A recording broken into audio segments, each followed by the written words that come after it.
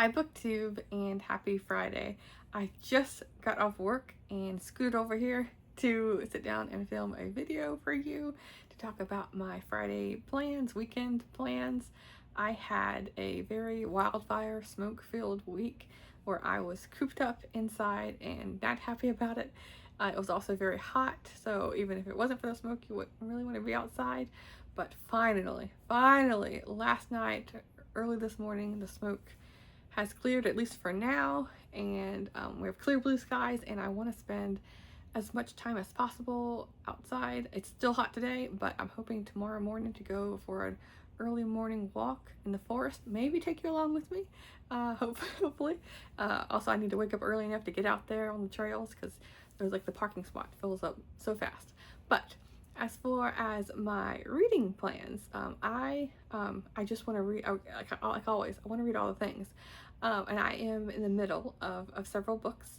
One of them is for a group read on Voxer with a bunch of different people and booktubers, and I haven't been on Voxer in forever and a day, but it's nice to be on there, and everyone's talking about this book. And that is for Faulkner in August by William Faulkner, and it's Intruder in the Dust.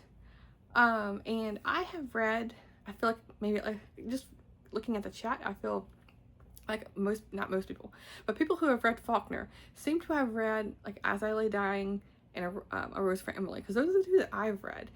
The only two books I've read from him, and I've heard, like I mentioned before, I've heard of this reading event, but never have gone forward with it because I don't know, like maybe Faulkner isn't my style or he's too complicated, but I was like, why not participate this year? And so I just dove in head first into this book, and I am one chapter in. I was given the reading schedule, and it seems to be about 2 chapters a week. And so I'm thankful that there is a Voxer group to help guide me through this journey. Faulkner has very long sentences, and from what I gather from people who have read past where I'm at, there seems to be a lot of characters that you're supposed to know about or something, or there's a lot of different names thrown at you.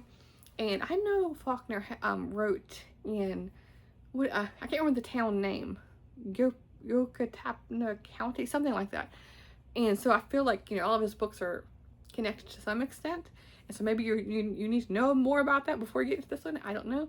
I'm also thinking of watching the movie before I get any further into this, so that way I have more of a foundation before I get into this book, because I don't want to be too lost. I don't want to be too dissuaded from picking up more Faulkner. But yeah, let me know if you read this book before. It says a superb novel of murder and violence in a small southern town by William Faulkner. And so far in this chapter, you meet a couple of what seems to be the main characters, and you just get introduced to them and where they live. That's as far as I've gotten. Like I said, chapter 1, but I will keep reporting on how I'm doing with this. I'm thinking of diverting from the reading schedule. Instead of reading 2 chapters a week, like watch the movie maybe tonight, it's Friday, and then just diving head first, like just read like a chapter a day, because I don't want to draw it out too long and not pick it up, because I feel like if I lapse like 5 days here and there as I'm reading each chapter through the month, then I'm gonna miss, I'm gonna forget things, and I feel like this is a kind of book where you have to pay attention. Completely different tone is a book I started last night. This is by Paul Dorian. It's Stormtide. This is, I think it was book 16. This is the newest book in the main Game Warden series by Mike Bowditch. Focusing on Mike Bowditch, and it opens up with a bang. There's a gigantic house fire that he has to try and rescue some people in there, and the mystery just kicks off from there. And I really like this author. I like the series. I love the setting in small town Maine. It goes all over, like through the series. This is book 16, and each book takes place in a different area of Maine, a state I've never been to but would love to visit and just explore all those areas. But yeah, it's just a great, gripping, fast story. And then I'm still reading 1,000,001 short story collections. I have trimmed it down from when I started. I think my August TBR had, I don't even know, like 10 short story collections, which is ludicrous. I knew it at the time, but I was like, oh, I'll make time for it. It'll happen. It's not so much happening. I can't touch them all within a day and get to everything else I want to read. So my goal is to read at least 2 different short stories from all these different collection of books that I've selected. And yeah, I'll make progress updates on my weekly wrap-ups most likely. But yeah, suffice it to say, I've come down to reality on my aspirations with the short stories, but it's still enjoying that reading of it. The other book I am in the middle of is This Time for Real, book 145 from the Sweet Dreams series. I don't think any of these are exactly connected. This is by Susan Gorman, and this series I think mainly was published in the early mid 80s. And all the covers have like these like 80s kind of style to them. But this is following Jody, who and these are all seem to be like the older version of young adult books, like their time in high school, getting to know people or issues with their friends. But a lot of them seem to be at least I've only read, this is only my second or third one from the Sweet Dreams series I've read.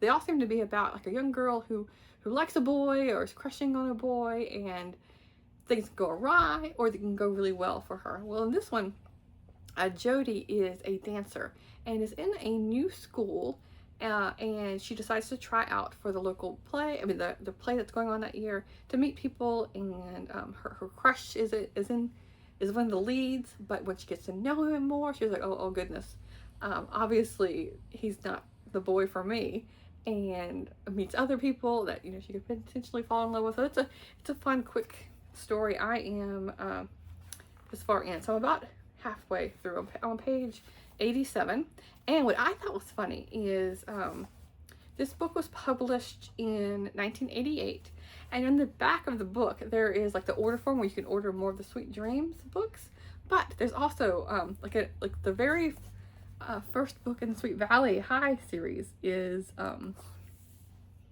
no, yeah, hold on, yeah, no, it's not the very first Sweet Valley book. This is the first Sweet Valley super thriller or special edition. I can't remember what they were called, but this is calling it A Thrilling Time in Sweet Valley. Yeah, Sweet Valley thriller.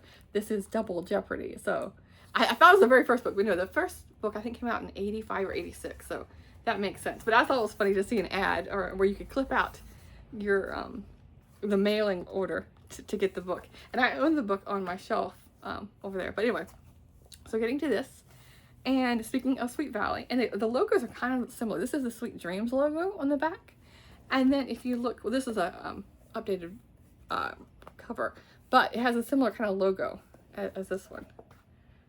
So once I finish this, maybe this afternoon, then I will switch to reading Sweet Valley High, a super edition. This is Malibu Summer, perfect for this hot summer day.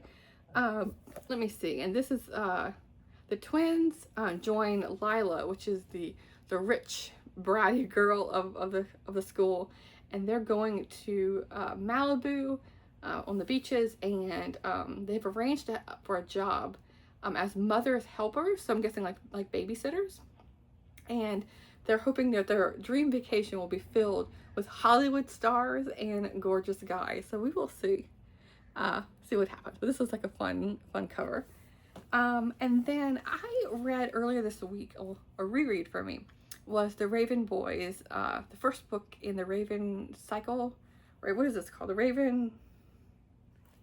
Raven Cycle trilogy? Is that what it called? Raven Chronicles, Raven Cycle, I think is what it's called. I should know this, but yeah, I read the first book in that series called The Raven Boys, and I have mainly reread that series on audiobook because I really like the narrator. But for the first time in like 10 years or so, I reread it with my eyeballs and really enjoyed it, because I own the graphic novel, and those whole reread prompted me because the second book, the Dream Thieves graphic novel, just came out. But I bought this graphic novel when it came out, like the first or second week, and have never read it.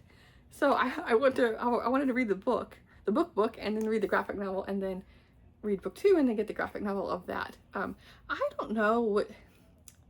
I think one thing that dissuaded me from reading this is because I've heard from different people and reviewers that If you haven't read the books, then this doesn't exactly make sense. So I'm a bit disappointed with that, but I need to read it myself. But then also the art style isn't, this is okay.